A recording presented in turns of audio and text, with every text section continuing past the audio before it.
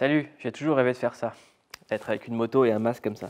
Non, en vrai, j'ai toujours rêvé de faire l'émission qu'on va faire ce soir. C'est qu'on vous parle tout le temps de l'immigration, des migrants avec des chiffres, mais on vous parle jamais des gens, on vous raconte jamais leur histoire. Et croyez-moi, quand vous allez entendre l'histoire de Williams, parti du Cameroun, arrivé en Bretagne, qui est devenu le meilleur ouvrier de métallerie de France, vous allez comprendre ce que ça veut dire d'être immigré et de venir de loin, de très très loin. Comment ça va, William? Ça va très bien. On est ici dans un endroit qui t'est familier vu qu'on est dans un atelier de métallurgie. Oui. Mais il faut d'abord qu'on vous raconte son parcours incroyable. Ça pourrait être l'histoire d'un film, donc on va faire, comme quand on raconte un film, on va faire un gros pitch. Alors, où est-ce que tu es né? Je suis né en Banga le 17 août 98. En 98, Oui, oui, quand la France était champion du monde. Donc tu as bientôt 19 ans. Oui, c'est ça. Tu as combien de frères et sœurs? Il y a une sœur et 3 frères. Donc ton père, lui, il était paysan, planteur-cultivateur. Oui. Donc tu as quitté ton père pour aller à Douala. Mon papa nous abandonne quand moi j'ai 7 ans. Et la maman, elle reste avec nous. C'est elle qui nous a élevés. Et comme moi, je suis fils d'un planteur, mais je n'ai pas trop aimé le champ. C'est là qu'à 11 ans, je décide de quitter Loum pour Douala, chez mon oncle. Et j'étais obligé de faire des petits commerces ambulants. Les oranges, les pamplemousses, j'achète un peu, je mets dans un plateau et je mets sur la tête. Je me balade en ville, dans les petits marchés, je vends. Donc là, tu as quel âge? Tu fais ça de quel âge à quel âge? De 12 ans jusqu'à 15 ans. Donc alors, pourquoi est-ce que tu décides de quitter le Cameroun? Parce que mon papa nous a abandonnés chez mon oncle. C'est quand lui-même il décède, en novembre 2013. Tout change dans ma tête, quoi. C'est là qu'il décide de quitter sans rien dire à personne. Tu dis rien à personne Personne. et à l'âge de 16 ans, Oui, avec 150 € en poche, oui, tu quittes ton pays. c'est ça. Alors qu'est-ce qui se passe à partir de ce moment-là? Tu prends quel moyen de transport? C'est les cars de transport. J'ai pris la moto une fois pour traverser la frontière du Nigeria pour le Niger. C'est comme ça. Et après le Niger, je continue jusqu'en Algérie. Je m'arrête à Tamaracet parce que je n'avais plus d'argent. Donc là, tu travailles un mois, Là, je travaille un mois. tu c'est fais ça. des petits boulots là-bas, dans des restaurants, etc. Oui, c'est ça. Tu gagnes un petit peu d'argent. Oui, c'est ça. Donc après l'Algérie, tu décides d'aller où? Après l'Algérie, c'est le Maroc. Et cette frontière, c'est aussi très difficile. Il y a les policiers marocains à gauche et les policiers algériens à droite. Donc comment tu fais pour passer? J'ai fait la tentative pour entrer au Maroc 3 fois. C'est la 3e fois que j'ai réussi. Alors raconte-moi quand tu es rentré dans le Maroc, qu'est-ce qui s'est passé après? Donc, quand on arrive au nord du Maroc, il y a une forêt là-bas qu'on appelle le Gorogo. Il y a plusieurs communautés noires. Il y a les Maliens, les Camerounais. Bon, moi, comme je suis Camerounais, je suis allé du côté des Camerounais. Et là, tu ne paies rien à personne. Pour traverser, ce n'est pas aussi facile. Parce qu'il y a les policiers du côté marocain et du côté espagnol aussi. Donc c'est quoi la solution? Il y a ceux qui partent regarder la position des policiers en journée, souvent la nuit. Et parce que là-bas aussi, il y a une personne qui dirige. Quand lui dit, allez-y. C'est comme ça, on se lève et nous tous, on couvert la barrière. Donc là, tu arrives en Espagne, Oui, donc tu es en Europe. oui, c'est ça. C'est quoi ton but? Mon objectif, réellement, c'était l'Europe. Moi, je n'ai jamais parlé l'espagnol, donc c'était difficile. C'est ce qui me fait quitter l'Espagne. Donc tu arrives en France. J'arrive à Paris ici. Et après une semaine, comme Paris est trop grand pour moi et je voyais les policiers monter, descendre à tout moment, je me suis dirigé à la gare. Le premier train que je vois Rennes et c'est comme ça, j'entre à l'intérieur. Je dors aussi 2 jours à Rennes, à la gare de Rennes. Le 3e jour, je me retrouve à Quimper. Je vois, c'est écrit une autre langue. Moi, je ne connaissais pas qu'en France, il y a une langue qu'on appelle le breton. C'est ça le problème. Kenavo, tout ça? Voilà, c'est ça. Ouais. Et moi, je me suis dit que peut-être je suis du côté allemand, quoi. C'est quoi ton expression bretonne préférée? Diguer mermad.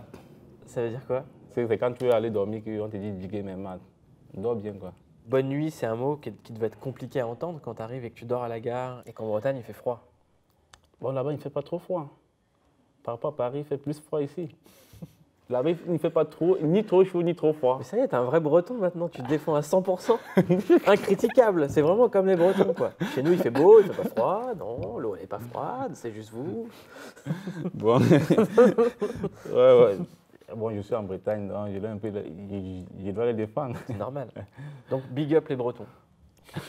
Après ça, tu vas à l'école. Oui, c'est ça. Et en fait, on te propose la métallurgie. C'est métallerie. La métallerie. Ouais, c'est ça. Pardon, je parle moins bien français. Non, non, pas moi. Non, tu parles mieux français que moi, frère. Ah non, non, Je c'est te pas jure. ça. Ouais, si. Tu parles français et breton. Ah non, pas encore. Hein. Le breton, peut-être. Donc, c'est la métallerie, c'est toi qui as raison. Voilà, c'est ça.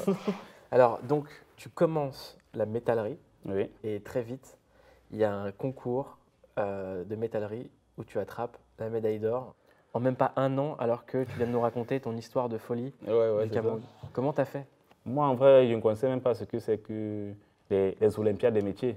Mais t'es un tueur, bravo. Respect. On va regarder à quoi ça ressemble, la remise de prix. En métallerie, on a une médaille d'or et il s'appelle Williams Kemanju Chachua. Je voulais remercier d'abord mon professeur. Ah, ça c'est sympa. C'est que il a cru en moi parce que moi j'étais en première année CAP parce que je suis du Cameroun et je suis arrivé en France comme un migrant. Je n'ai pas été scolarisé depuis le Cameroun et quand je suis arrivé ici, j'espère qu'on me comprend parce que Non, mais on te comprend très bien, Williams. J'aimerais dire c'est que il faudrait que la France croie en moi. Mais on croit en toi, Williams. Avant que je ne quitte le Cameroun pour venir, là-bas j'étais dans la souffrance, dans la galère. Et je n'aimerais pas retourner dans la même galère. Donc je suis bien en France et j'aimerais vivre ici. Eh bien écoute, on a pris le message.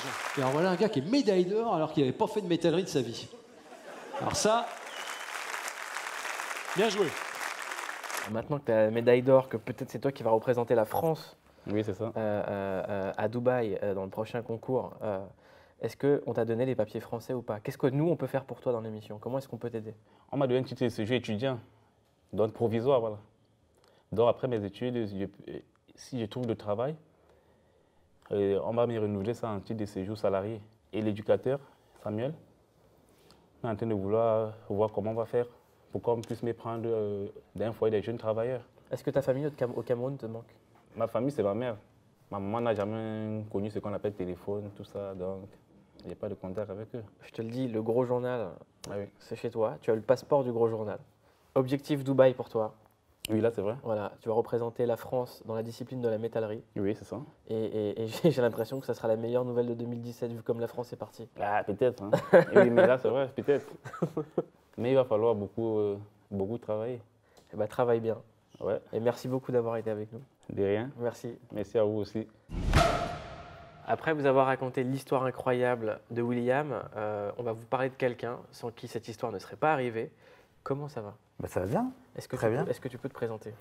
Ouais, alors je m'appelle Samuel, je suis éducateur Ouais. au DAMI, le dispositif d'accompagnement des mineurs isolés étrangers. Et ça te fait quoi, toi, qui es éducateur et qui vois tout le temps des jeunes mineurs isolés, des immigrés qui sont en train d'essayer de s'en sortir, quand aujourd'hui on est dans une société où maintenant l'immigration est clairement affichée comme un problème par quasiment tous les partis politiques? C'est des gens qui veulent s'en sortir, qui veulent bosser, qui veulent réussir, qui veulent rester vivre en France, qui veulent bosser pour la France. Mais est-ce qu'ils viennent pas manger le pain des Français? N'est-ce pas? Oh, on va laisser tomber, ouais, enfin... si tu veux, j'ai même pas envie de rentrer là-dedans, si tu veux. Ils quittent pas leur pays pour rien, quoi. Que ceux qui disent, bah, moi à leur place, je serais resté, moi à leur place, je défendrais mon pays, moi à leur place, bah, qu'ils y aillent, quoi. Pour toi, c'est quoi être français? Bah, j'aimerais bien que ce soit justement accueillir, être français, voilà. Eh ben, merci beaucoup. Merci pour le travail, merci de nous avoir présenté Williams la légende et Kenavo. C'est ça. Merci. Merci beaucoup d'avoir regardé ce gros journal. Vous pouvez revoir l'émission si vous avez raté le début de son histoire incroyable sur MyCanal. Et on se retrouve demain à la même heure sur Canal+. Appelle-moi le gros.